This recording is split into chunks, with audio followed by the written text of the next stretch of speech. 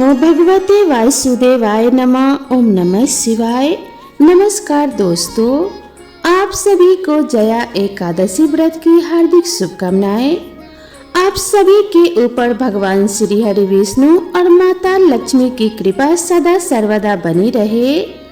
इसी मंगल कामना के साथ आज के वीडियो की शुरुआत करती हूँ। आज माघ मास के शुक्ल पक्ष की एकादशी तिथि है और इस एकादशी को जया एकादशी के नाम से जाना जाता है। कुछ स्थानों पर इसे जया ग्यारस भी कहते हैं। पद्म पुराण के अनुसार स्वयं भगवान श्री कृष्ण जी ने युधिष्ठिर को जया एकादशी का महत्व बताते हुए कहा था कि प्राणी के इस जन्म एवं पूर्व जन्म के समस्त पापों का नाश करने वाली जया एकादशी उत्तम तिथि है। जो मनुष्य जया एकादशी का व्रत रखता है और उसकी कथा को सुनता है, वह कभी प्रेत योनि में नहीं जाता है तथा उसके पूर्वजों को नीच योनि से मुक्ति मिलती है और उसकी सभी मनोकामनाएं पूर्ण होती हैं तथा घर में सुख समृद्धि और धन संपत्ति तथा खुशहाली आती है। तो आज मैं आप सभी को सुना रही हूँ जया एकादशी की बड़ी ही दुर्लभ कथा। इन कथाओं को सुनने से मनुष्यों के सभी पाप और संकट कट जाते हैं तथा समस्त मनोकामनाओं की पूर्ति होती है। तो आप लोग बड़ी ही श्रद्धा और प्रसन्न चित्त मन से इन कथाओं को पूरा अवश्य सुनिएगा। तो आइए भगवान श्री लक्ष्मी नारायण जी के चरणों का ध्यान करते हुए इस कथा को सुनते हैं। गांडीवधारी अर्जुन ने कहा कि हे भगवान, आप कृपा कर मुझे माघ माह के शुक्ल पक्ष की एकादशी के संबंध में भी विस्तार पूर्वक बताएं। शुक्ल पक्ष की एकादशी में किस देवता का पूजन करना चाहिए तथा इस एकादशी व्रत की क्या कथा है, उसके करने से किस फल की प्राप्ति होती है। भगवान श्री कृष्ण ने कहा कि हे अर्जुन, माघ माह के शुक्ल पक्ष की एकादशी को जया एकादशी कहते हैं। इस एकादशी के उपवास से मनुष्य भूत प्रेत पिशाच आदि की योनि से मुक्त हो जाता है। अतः इस एकादशी के उपवास की विधि अनुसार करना चाहिए। अब मैं तुमसे जया एकादशी के व्रत की कथा को कहता हूँ, उसे ध्यान पूर्वक श्रवण करो। एक बार देवताओं के राजा इंद्र नंदन वन में भ्रमण कर रहे थे।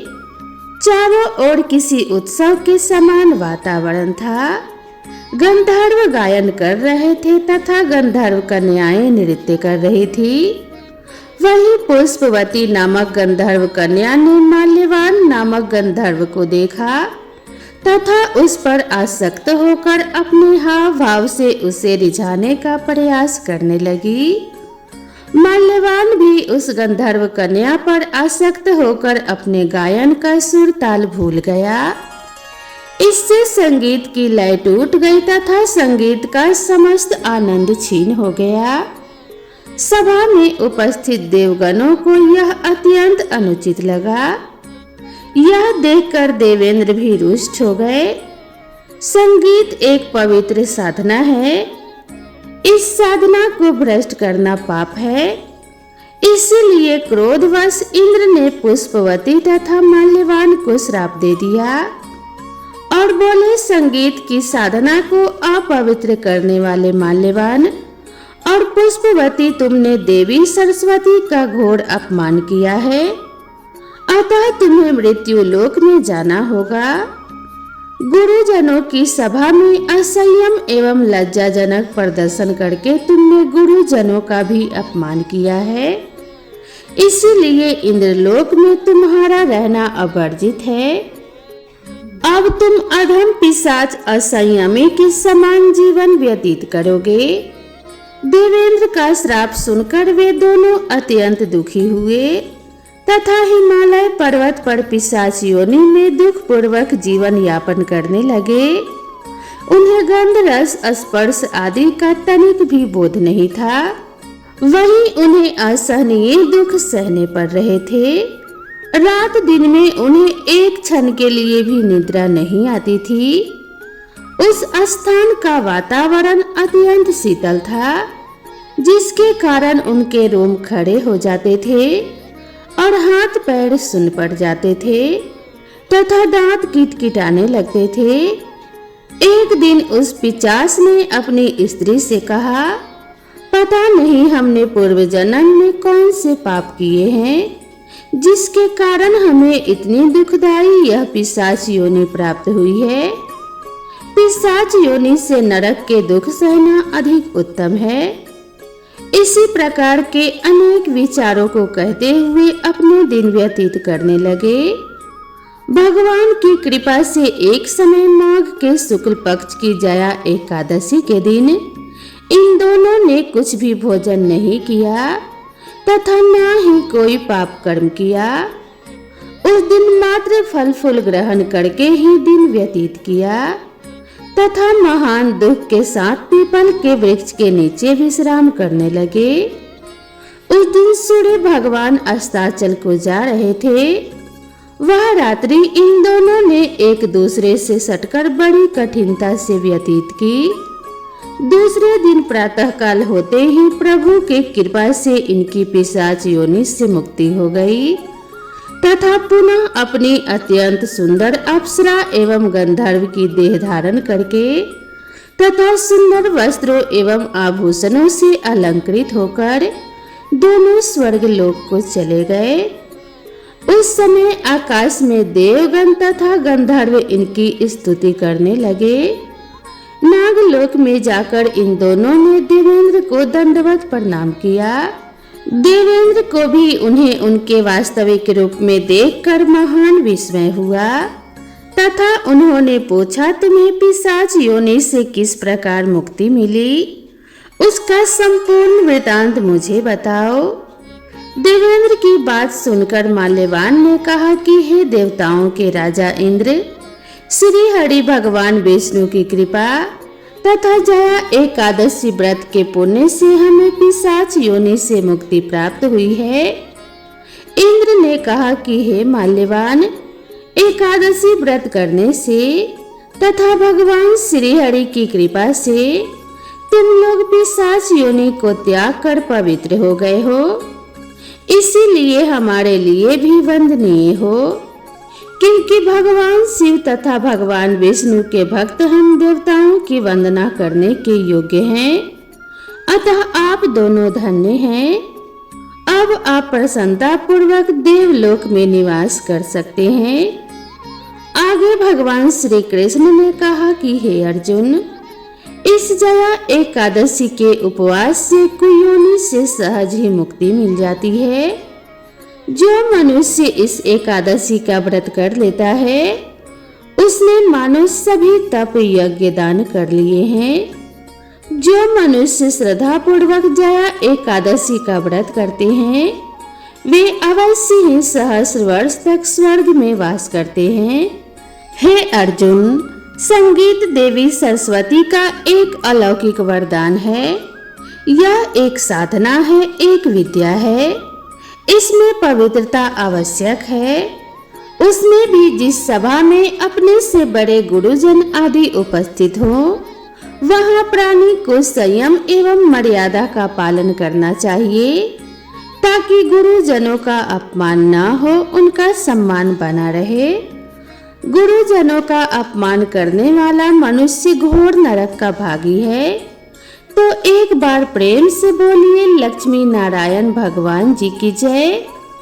अब आइए श्रवण करते हैं एकादशी माता की कथा। एक बार की बात है, एक राज्य में एक राजा रहा करता था। राजा बहुत ही बुद्धिमान और बलशाली था। वह सदैव अपनी प्रजा का बहुत ही अच्छे से ध्यान रखता था। प्रजा भी अपने राजा को बहुत पसंद करती थी। राजा की 2 बेटियां थी। राजा अपनी दोनों बेटियों से बहुत ही प्रेम किया करता था। राजा की दोनों बेटियां भी बहुत ही सुंदर थी। लेकिन राजा की छोटी बेटी देखने में बड़ी बेटी से ज्यादा सुंदर और धार्मिक प्रवृत्ति की थी। वह 12 मास 11 माता की पूजा और व्रत किया करती थी। सभी लोग राजा की छोटी बेटी से बहुत ज्यादा प्रेम करते थे और उसकी खूब प्रशंसा किया करते थे। वह बोलने में बहुत ही अच्छी थी। राजा भी अपनी छोटी बेटी को बड़ी बेटी से कुछ ज्यादा ही प्रेम करता था, जिस कारण राजा की बड़ी बेटी को अपनी छोटी बेटी से नफरत होने लगी। समय के साथ राजा की दोनों बेटियां बड़ी हो गई। तब एक पड़ोस के राज्य में रहने वाला राजकुमार राजा की बड़ी बेटी के लिए रिश्ता लेकर आया।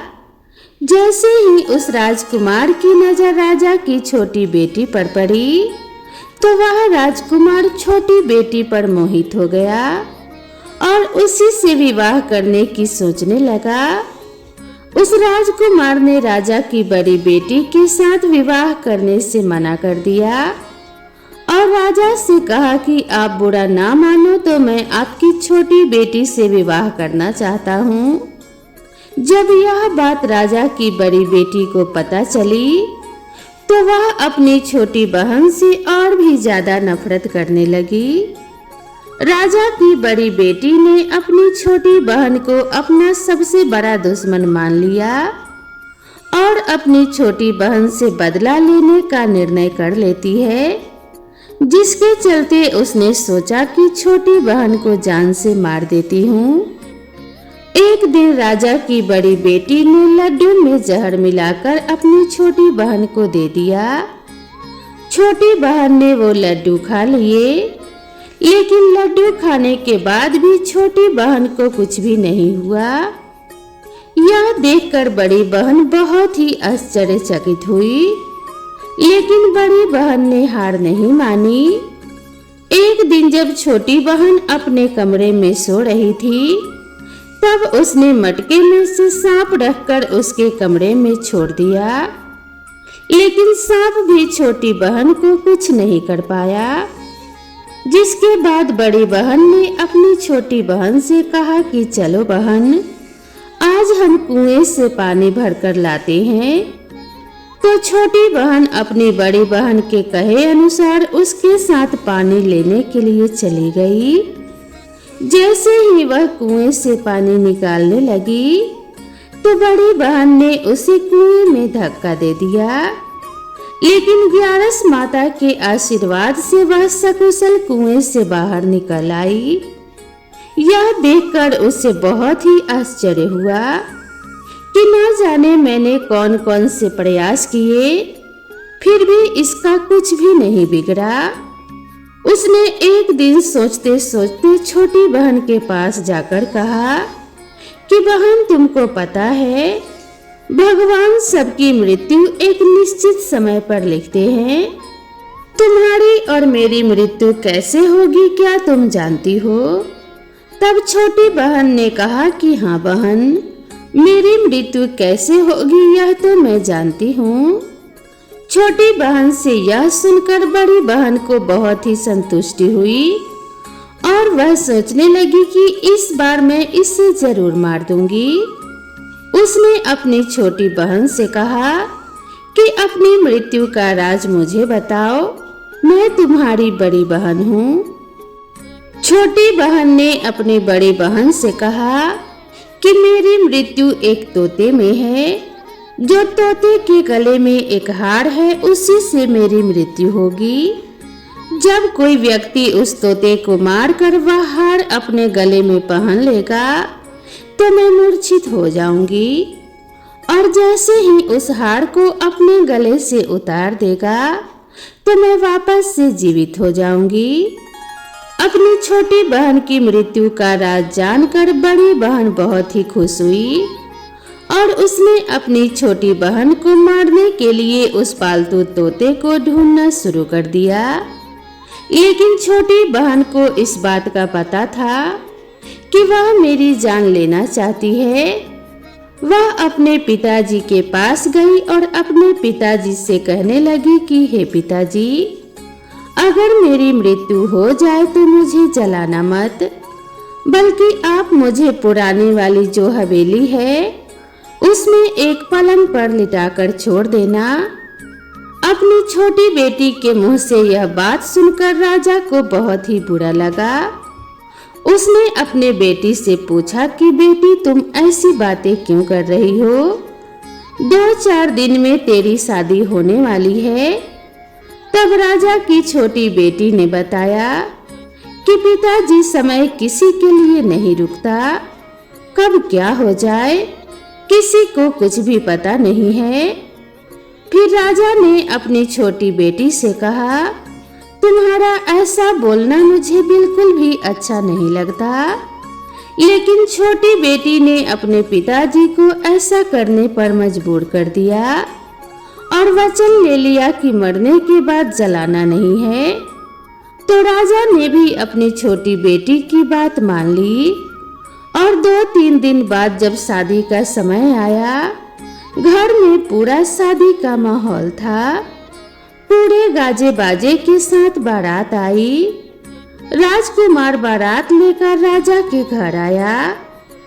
राजकुमार और राजा की छोटी बेटी का विवाह शुरू हो गया। जैसे ही राजा की छोटी बेटी राजकुमार के साथ अपने फेरे लेना शुरू करती है, तो उसी समय उसकी बड़ी बहन अपनी छोटी बहन के कमरे में जाकर उसके तोते को पकड़ लेती है और उसे जान से मार देती है।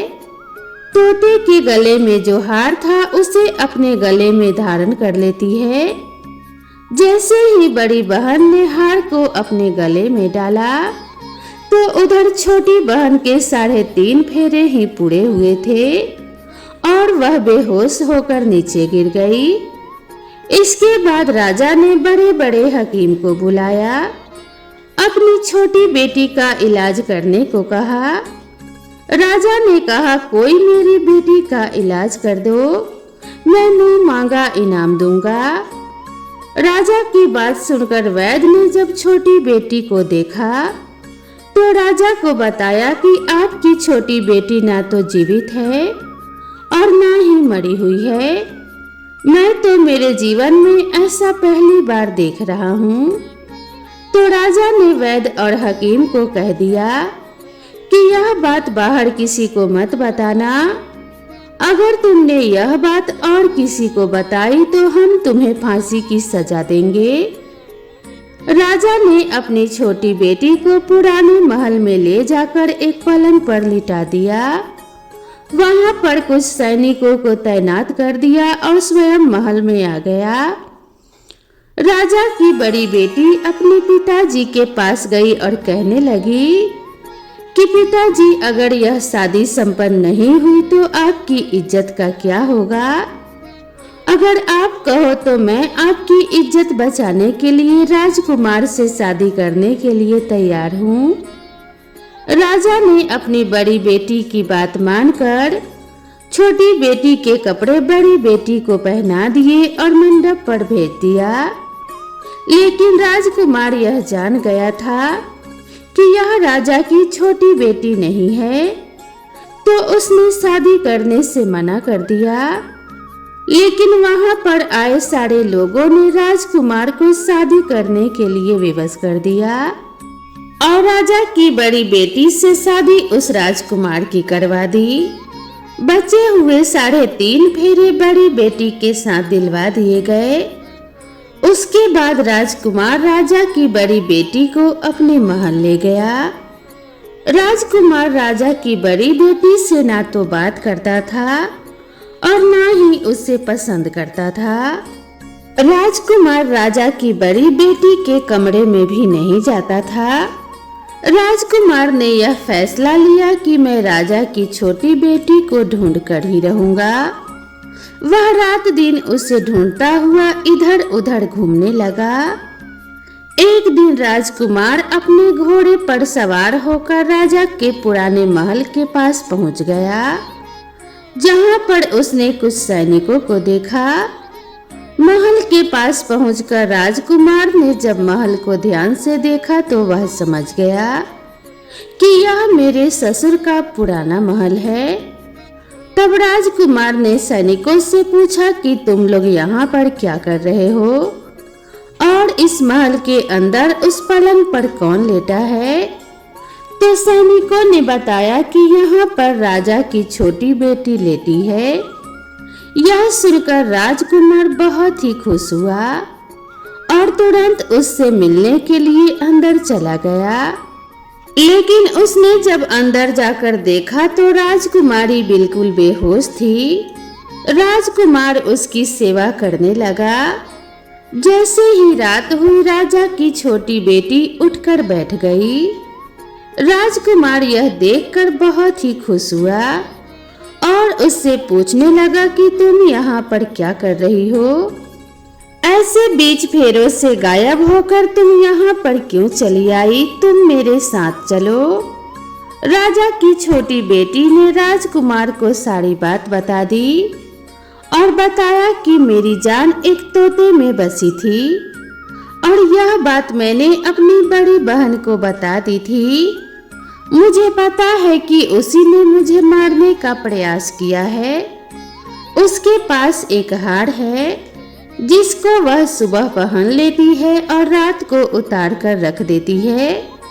जब तक वह हार को पहने रखती है तब तक मैं मूर्छित रहती हूँ और जैसे ही वह हार को उतार देती है तो मैं जीवित हो जाती हूँ और जब तक मेरी बड़ी बहन के पास वह हार है तब तक मैं ऐसे ही जीवित और मूर्छित होती रहूंगी। अगर मेरी बड़ी बहन के पास जो हार है वह मेरे हाथ में आ जाए तो मैं हमेशा के लिए जीवित हो जाऊंगी। राजकुमार यह बात सुनकर राजा की छोटी बेटी के पास रहने का निर्णय ले लेता है और बचे हुए फेरे लेकर अपने विवाह को भी पूरा कर लेता है और वही राजकुमारी के पास रहने लगता है। ऐसा करते करते काफी समय बीत गया। राजा की छोटी बेटी गर्भवती हो गई। एक दिन राजकुमार को किसी काम से बाहर जाना पड़ा तो पीछे से राजा की छोटी बेटी के पेट में बहुत जोरों से दर्द होने लगा। उसने उस समय 11 माता का आवाहन किया, जिसके बाद 11 माता वहां पर प्रकट हुई और उन्होंने उसके दर्द को दूर किया। एक सुंदर पुत्र को उसने जन्म दिया। जब आधी रात को राजकुमार बाहर से आया तो उसने 11 माता को देखा तो वह बहुत ही आश्चर्यचकित हुआ। उसने तुरंत माता को प्रणाम किया। 11 माता ने राजकुमार से कहा कि जब तुम्हारा बेटा 5 वर्ष का हो जाए तो तुम अपनी पत्नी का हार लाकर इसके गले में डाल देना, जिससे यह हमेशा के लिए जीवित हो जाएगी। समय बीतता गया और राजकुमार का बेटा 5 साल का हो गया। एक दिन राजकुमार को फिर किसी काम से बाहर जाना पड़ा। उसने अपने बेटे से कहा कि तुम अपनी माता का ध्यान रखना और मैं शाम तक लौट आऊंगा। जैसे ही राजकुमार वहां से बाहर निकला तो बड़ी बहन के सैनिकों ने उसे देख लिया और बड़ी बहन को जाकर सारी बात बता दी। जिसके बाद बड़ी बहन अपनी छोटी बहन के पुत्र को वहां से उठवा लिया और उसे मरवा दिया। उसके 2 टुकड़े करवाए। पहले टुकड़े को चक्की के पास छुपा दिया और दूसरा टुकड़ा अपने पलंग के नीचे रख लिया। यह देखकर 11 माता ने भिखारी का रूप धारण किया और उसके घर आ गई। भिक्षा मांगने लगी तो बड़ी बहन ने अपने नौकरों से कहा कि जाओ और भिखारी को भिक्षा दे दो। लेकिन जैसे ही नौकर 11 माता को भिक्षा देने के लिए जाते हैं तो माता उन्हें मना कर देती है और कहती है कि मैं तुम्हारी रानी से ही भिक्षा लूंगी। नौकरों ने अंदर जाकर कहा कि रानी वह हमसे भिक्षा नहीं ले रही है, बोल रही है कि मैं तो रानी से ही भिक्षा लूंगी। जब बड़ी बहन स्वयं भिक्षा देने के लिए भिखारन बनी 11 माता के पास आती है तो उससे पहले ही माता एक बिल्ली का रूप बनाकर उसके कमरे में चली जाती हैं। वहां पर जो छोटी बेटी के पुत्र का एक टुकड़ा था वह उठा लेती हैं और दूसरा चक्की के पास से उठाकर उसे जीवित कर देती हैं और वहां से लेकर चली जाती हैं और राजकुमार को सारी बात बताकर उन्हें उनका बेटा सौंप देती हैं। राजकुमार अपने बेटे को लेकर उसकी बड़ी बहन के पास जाता है और उससे कहता है कि इस बच्चे का अच्छे से ध्यान रखना। अगर तुम इस बच्चे का अच्छे से ध्यान रखोगी तो ही मैं तुमसे बात करूंगा, वरना मैं यहाँ से हमेशा के लिए चला जाऊंगा। एक दिन राजकुमार ने अपने बच्चे से कहा, तुम ऐसा करो, तुम्हारे माँ के गले का वो हार मांग लो, तुम्हारी जिद की वजह से वह हार तुम्हें दे देगी। अपने पिताजी के कहे अनुसार लड़का अपनी बड़ी माँ के पास जाकर कहता है कि माँ, मुझे तुम्हारे गले का हार चाहिए। यह सुनकर उसकी माँ को पहले तो बहुत गुस्सा आता है, पर उसको याद आता है कि राजकुमार ने कहा है कि अगर मैं इस बच्चे का अच्छे से ध्यान रखूंगी तो ही वह मुझसे बात करेंगे। वह सोचती है कि छोटी बहन तो अब तक मर गई होगी और उसे जला भी दिया होगा, अब कौन सी वह जिंदा होने वाली है। यही सोचकर वह हार निकालकर उस बच्चे को दे देती है। वह बच्चा उस हार को ले जाकर अपने पिताजी को दे देता है। तो राजकुमार अपने बेटे और उस हार को लेकर वहां से चला जाता है और जाते हुए कहकर जाता है कि तुम हमारे लिए खाना बनाकर तैयार रखना, मैं शाम को आकर तुम्हारे साथ ही खाना खाऊंगा। यह कहकर राजकुमार अपने बेटे को लेकर सीधा वहां से राजा के पास जाता है और राजा को सारी बात बता देता है। राजा अपनी बड़ी बेटी की यह करतूत सुनकर बहुत ही क्रोधित होते हैं और अपनी परवरिश को दोष देने लगते हैं। राजा राजकुमार को अपनी छोटी बेटी के साथ रहने का आदेश देते हैं। राजकुमार वह हार लेकर छोटी रानी के पास जाता है और उसके गले में वह हार डाल देता है, जिससे वह जीवित हो जाती है। दोनों बहुत ही खुश होते हैं। राजकुमार अपने बेटे और अपनी पत्नी को लेकर अपने राज्य में चला जाता है। इस तरह एकादशी व्रत के प्रभाव से राजा की छोटी बेटी को अपने जीवन में आई तमाम मुसीबतों से छुटकारा मिलता है और उसे खुशियां पुनः प्राप्त हो जाती हैं। तो प्रेम से बोलिए एकादशी माता की जय। अब आइए बड़ी ही श्रद्धा और प्रसन्न चित मन से इस मनोकामना को पूरी करने वाली कथा को सुनते हैं। एक बार भगवान श्री हरि विष्णु माता लक्ष्मी के साथ हरिद्वार में घूम रहे थे। माता लक्ष्मी ने देखा कि सारे मनुष्य गंगा में स्नान करके हर हर गंगे कहते जा रहे हैं, परंतु सभी लोग दुखी और परेशान हैं। तब माता लक्ष्मी ने बहुत ही आश्चर्य से भगवान विष्णु से पूछा, स्वामी, गंगा में इतनी बार स्नान करने पर भी इनके पाप और दुखों का नाश क्यों नहीं हुआ? क्या गंगा में अब सत्यता नहीं रही? भगवान विष्णु बोले कि गंगा में तो सामर्थ्य वही है, परंतु इन लोगों ने पाप नाशनी गंगा में स्नान ही नहीं किया, फिर इन्हें लाभ कैसे मिलेगा? माता लक्ष्मी जी ने आश्चर्य से कहा कि स्नान कैसे नहीं किया? सभी तो हमारे सामने ही स्नान करके जा रहे हैं, अभी तक तो इनके शरीर भी नहीं सूखे हैं। भगवान विष्णु ने कहा कि यह लोग तो केवल जल में डुबकी लगाकर ही आ रहे हैं, तुम्हें मैं कल इसका रहस्य समझाऊंगा। दूसरे दिन बहुत जोरों से बारिश होने लगी, सारी गलियां कीचड़ से भर गई।